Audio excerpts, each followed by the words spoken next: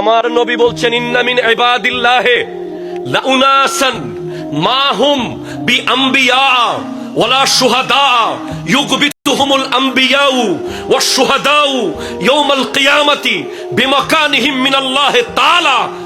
বলছে পৃথিবীতে এমন কিছু মানুষ আছে যারা নবীও নয়, যারা শহীদও নয়, কিন্তু হাসরের মাঠে তাদেরকে নূরের মিম্বরে বসিয়ে দেওয়া হবে। নবীও নন, শহীদও নন। তো ইয়া রাসূলুল্লাহ তারা করেছে কি?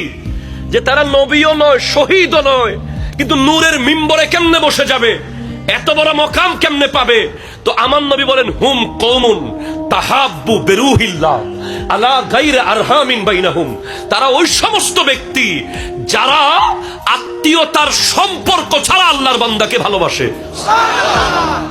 আত্মীয়তার সম্পর্ক ছাড়া যারা আল্লাহর বান্দাকে ভালোবাসে। ওয়া আমওয়ালিন ইয়াতাতাউনাহা, কোন ব্যবসায়িক লেনদেন ছাড়া আল্লাহর বান্দাকে ভালোবাসে।